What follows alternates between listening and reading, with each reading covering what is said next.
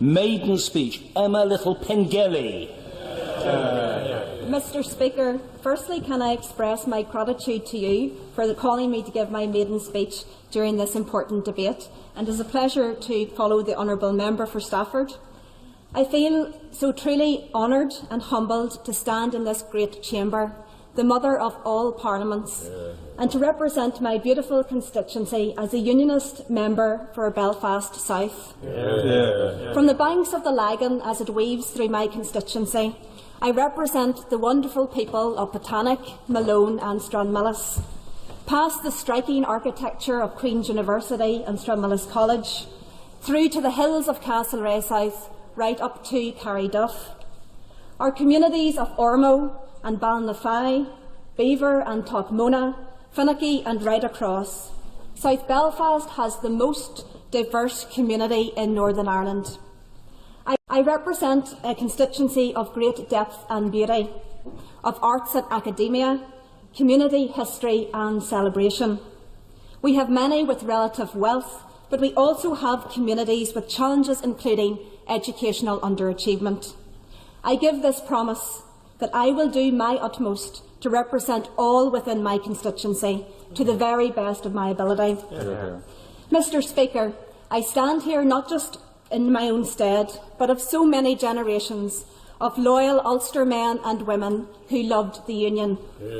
I think of my ancestors, in particular of my great-grandfather James Sanford, who went over the trenches of the Somme, the horror that awaited, not just for his love of Ulster, but for king and country. So many of my relatives fought for this country as proud Ulstermen for freedom and democracy. The very same freedoms and country I will fight and defend with all that I have. I am very proud to be part of this incredible union. Not just proud, but hugely privileged to be part of this great democracy that defends our right to private belief, to public opinion, and the sacred and protected ability to argue, discuss and persuade.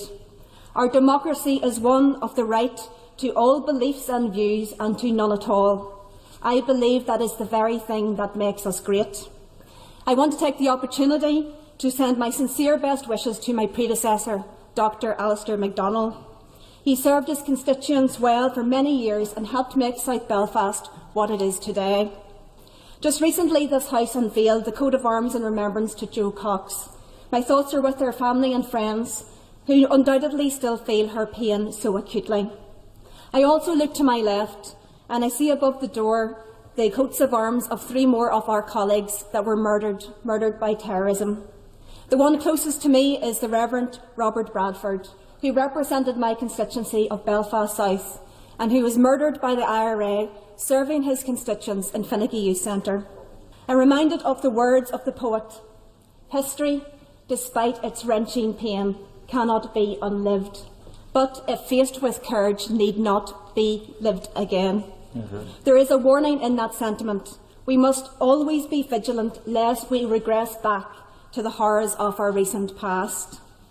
In conclusion, Mr. Speaker, I want to stand for all of those who feel they have no voice, while promoting those determined to build our economy and improve lives.